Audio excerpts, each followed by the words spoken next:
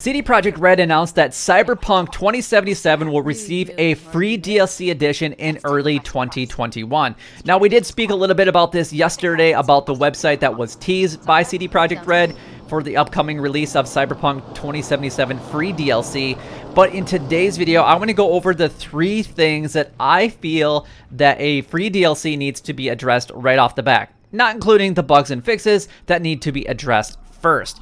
But anyway, if you guys have anything else that you guys would like to go ahead and add to this video, make sure that you guys go ahead and put that down in the comment section, as I would definitely I'd like to hear what you guys feel and what you guys think about what the 3 things that should be included with the free DLCs right off the bat. But anyway, if you guys are enjoying these videos, make sure that you guys go ahead and like, comment, and subscribe down below. It would help me out a lot and is greatly appreciated. Also, make sure that you guys go ahead and share these videos with everyone that you know and everywhere that you possibly can, because I really do want this channel to grow, because I value you guys' input. And honestly, if I can grow, then it means I can maybe give some things back to you guys over the time. But honestly, we'll just have to see where it goes, and that is completely up to you guys. So the Polish publisher didn't reveal anything other than the update's vague release window on December the 29th, which is what we kind of spoke about yesterday. But it might have a lot planned for the next coming year and possibly coming years. Now, Cyberpunk 2077 Freeze DLC's landing page stated that it starts to hit Night City in the first few months of 2021, which would suggest that the content will be rolling out in a series of updates, which will be kind of compared to The Witcher 3, The Wild Hunt, and we kind of spoke about this yesterday. Now, CD Projekt Red had previously teased its plans for a complimentary DLC pack before Cyberpunk 2077 control and buggy release date on December the 10th, but since then, the developer has focused on shipping a steady stream of fixes to address the game's most crazy glitches, hitches, and bugs that were actually in the game. Players who have already sunk tens, if not hundreds of hours into exploring Night City now have new features and improvements to look forward to, but will they be Cyberpunk's free DLC included? I guess only time will tell. Now, CD Projekt Red hasn't unveiled what it is cooking up for the update as of just yet, but the initial edition is likely to be on a lighter side and won't change the overarching narrative of the title too entirely much. The company is planning a premium Cyberpunk 2077 expansion further down the line, but that will take players deeper into the world of Cyberpunk 2077, offering substantial story-driven content and other things, so don't expect a monumental facelift to Night City as of right now, especially in early 2021. But there are going to be still a plenty of small changes that CD Projekt Red can actually improve into its latest title, immersive and replayability. So the first thing that I actually kind of want to talk about is one thing that I know a lot of players are going to be wanting, and that is going to be character appearance changes. Now, for a world that is obsessed with cybernetic body modifications, it is crazy that players can't change their cyberpunk character hairstyle, facial hair, and other cosmetic appearances than the character creation menu. So you make your character, and that's pretty much how they stay for the rest of the game. Now, I know that there are mods on the PC, but we're not talking about mods. We're talking about specifically in-game content. Now, Ripper Docs seem to be the perfect merchants to offer these styling services, and they should also extend their expertise to makeup, eye color, teeth, and most of all, these physical traits. CD Projekt Red added barbers into Witcher 3 as part of a free DLC update, so it's likely that this feature will eventually come to Cyberpunk 2077.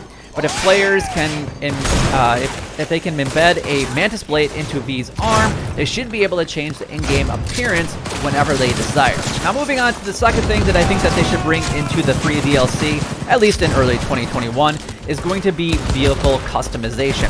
Now, I don't know exactly what this is going to look like, but I feel like there is a lot of opportunity here. There are more than 54 different types of vehicles currently in Cyberpunk 2077, but players can't do a thing to change anything about them. So CD Projekt Red should introduce a mechanic or add a feature into V's garage to let players be able to customize color schemes for each of the vehicles that they own. On top of that, players will stumble upon countless different paint jobs and details for cars and motorcycles as they cruise around Night City for a few minutes, but they will spend over 100,000 eddies for a sports car, that they stuck with only one specific color for the rest of the entire game. Cyberpunk 2077 DLC should at the very least let gamers cycle through a handful of pre-selected styles for each of the vehicle types that are offered in Cyberpunk 2077. Now this could be maybe even eventually adding guns to it or other things, but I'm specifically talking about just changing the color and maybe a few other things like tires and other customization features that would make it kind of similar to like a Grand Theft Auto style or even a Forza Horizon style gameplay. And then last but not least is going to be the third one, and that is going to be more open world side quests. So while a Night City is nothing short of eye candy, it feels a bit stale and choreographed as an open world game. Many of the side missions lean on a repetitive formulas like Cyberpunk 2077's Cyber Cycle bounties and the taxi fetch quest that I always get annoyed with. I shouldn't have ever started that mission. That was insane. That was so annoying.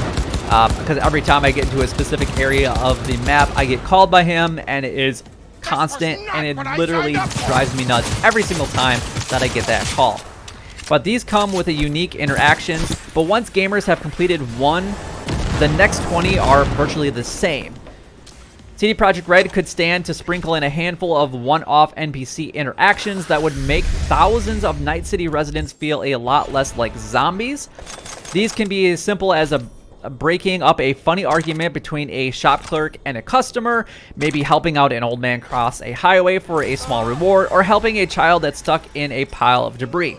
These are just kind of some of the ideas that I have in the back of my mind that would really make things a variety instead of things feeling so repetitive. Because right now, if you go to Assault and Crime, you're doing things a couple different ways. Either one, you're running in there and you're killing everybody possible, or you're a net runner and you're hacking everybody to ultimately get to that item that you're trying to retrieve for that criminal in assault or assault crime or whatever variation it might be. But ultimately, it's still the same thing. It's still going in there, killing everybody, getting your object, and then getting out. I do feel like these tiny random instances could even pass on offering rewards or just offer a snarky or funny dialogue along the way.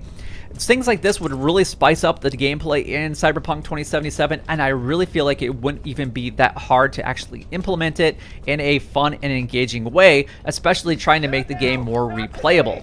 They could also be a lot more straightforward in Cyberpunk 2077 with big side quest change, but interactions like this would go a long way in making Night City feel a lot more alive. But anyway, those are kind of the three things that I have in my mind that they should address at least at the beginning for the free DLC. Again, if you guys do have any other category that you think that they should actually add as far as the three that I was just going over, then make sure that you guys go ahead and leave a comment down below, because I'd love to be able to hear from you guys what you guys think about the top three things that should be changed or improved on in Cyberpunk 2077 with the free DLC that's going to be coming in early 2021. But if you guys did enjoy this video or found it helpful in any way, then make sure that you guys go ahead and like, comment, and subscribe down below. It would help me out a lot and is greatly appreciated. But until next time, YouTube, you guys keep doing what you're doing because you're already doing it, and you guys stay gaming.